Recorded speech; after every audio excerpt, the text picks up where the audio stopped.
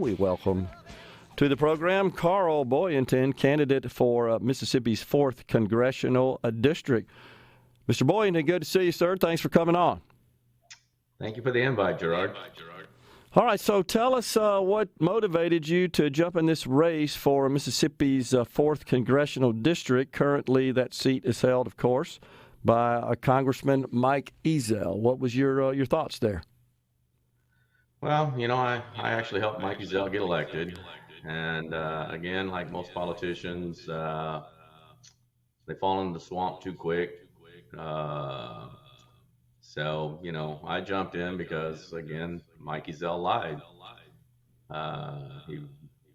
He actually campaigned. We all campaigned on not voting for Kevin McCarthy, and he voted 15 times for him. We campaigned on cutting spending, and he voted with Nancy Pelosi and the Democrats for the debt ceiling, which added $2 trillion to our debt.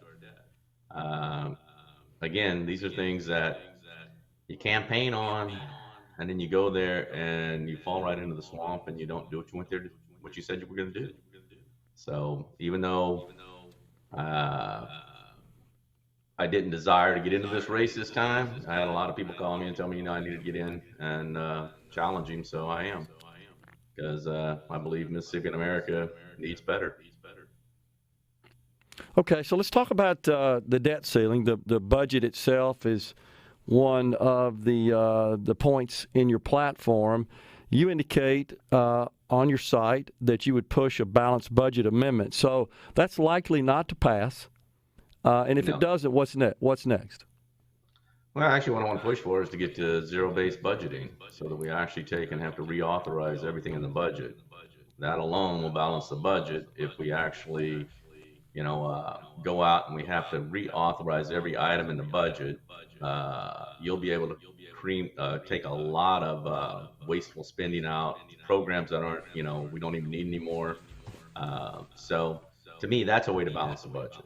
We might never get a balanced budget amendment, but again, it's not like I wouldn't push for it, and I definitely vote for it, but I come up from a business background, so I know how to balance a budget, and I know finance pretty well.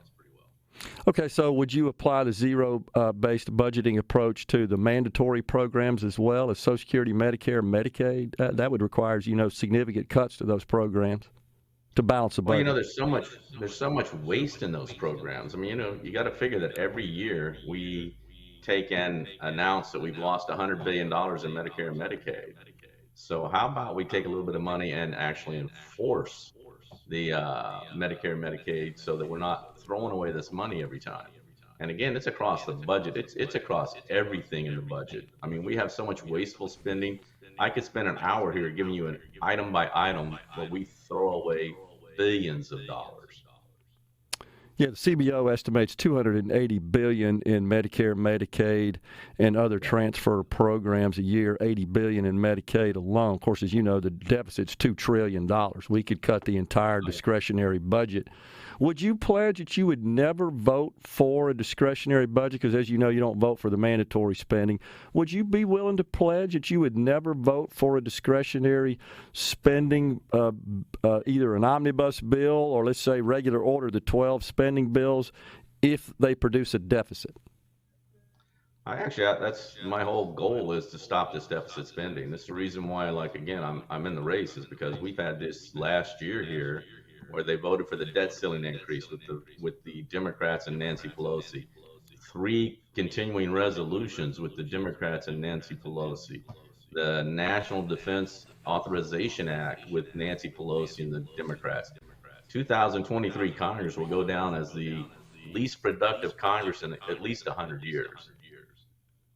Yeah, so it looks like we're headed for more CRs because the deadline approaches and Congress is actually off right now. So I don't think we're going to get regular order, as was thought to be the case if we replace Kevin McCarthy with Mike Johnson. So I guess who's next to try that? You also indicate that you're a pro-life candidate. That's a very typical Republican stance, and that you've been watching the Roe v. Wade being put back to the states.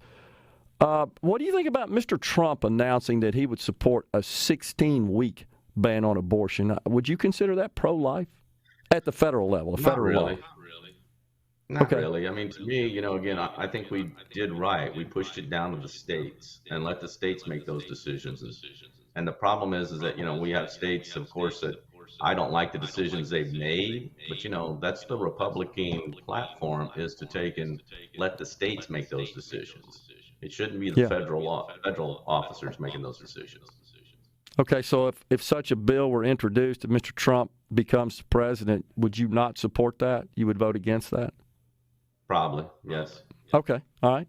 What about immigration? That's a hot topic these days. That has rapidly evolved into the number one concern of voters across the country. Of course, considerably so by Republicans, but now even Democrats are expressing concern. What do you think about that? Well, again, I think this is where the 2023 Congress, could have done something, but under a Republican-controlled Congress, 2023, we allowed the most amount of illegals into our country. We acquiesced to the Democrats on every one of the big spending packages where we passed them with Democrats and not Republicans. We didn't hold the administration accountable where we could have held them to take and closing the border by not passing the debt ceiling. We could have held them hostage with the continuing resolutions, with the NDAA. But instead, we went ahead and voted with Democrats, and we didn't use that to use our leverage. The only leverage you have in Congress in 2023 was the budget.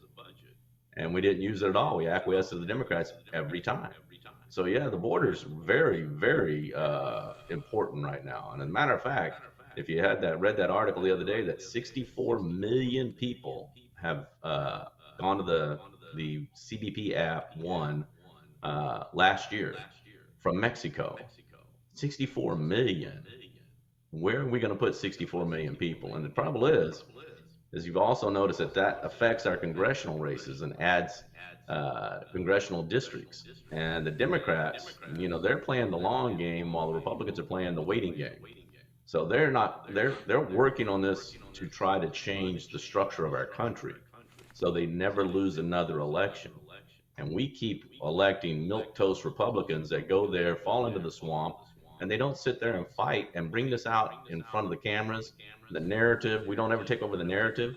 We let them push us around. They pushed us around all in 2023, and we can do better. We need to do better. What's your position on term limits? I support term limits. If I get there, I hope to put a term limit package together on day one. And again, I have a package from the 1994 contract with America, which I like, and that's the term limit bill I'll push. So, what are the limitations? Your site says your stance limit Congress should be limited to six 2-year terms. So 12 years in the House. 6 12 in terms. the House, 12 in the Senate. And again, I know a lot of the term limit bills are based on 6 and 12, but again, we want to get these passed. So to take and go to Congress and try to push a 12 and 12, I think we'd have a better chance of getting it done. We can always change it in the future, but if we don't get something done, we'll never get term limits passed. And I have no problem with every congressman and senator who all campaign on term limits and explaining to them this would work, and it keeps you protected, and then you'll be the one that went down as the person that voted for term limits, which of course just means that we allow the people to actually vote on it. So you have indicated also that you commit to only serving, if you are fortunate enough to be seated in the U.S. House, 6 terms or 12 years, as you're proposing in a term limits bill. So you're vowing to do that, right? You'd only stay 12 years and you come home. Okay? Yes. All right. And then also on federal departments that you'd like to see eliminated. You got about 30 seconds or a minute left, real quick. Department of Education, the EPA. I think we need to restructure a bunch of the other departments. We need to take the lawmaking out of the departments and put it back into Congress, where Congress is the one that makes the laws, not the departments. They get slapped down all the time for their ethics that overreach their departments. That's what we need to do. We need to take that back to Congress. So even though in the example of Medicaid, for example, which is primarily funded by the federal government, and that is administered at the state level, you just get rid of any federal apparatus, even though the federal government sends about $500 billion to the states. Oh, no. I'm not saying Medicaid. I'm just saying that we need to revamp every department. I mean, we need to go rethink every department. Okay. I'm not talking about we get rid of all the departments. I'm saying some like Department of Education, EPA. Okay. I'm just reading from your website. Maybe I misunderstood it. But we appreciate you coming on, and good luck in the campaign. Carl Boyanton, a candidate for Mississippi's 4th Congressional District. Coming right back. Thanks, Carl. Thank you. Coming right back. Stay with us.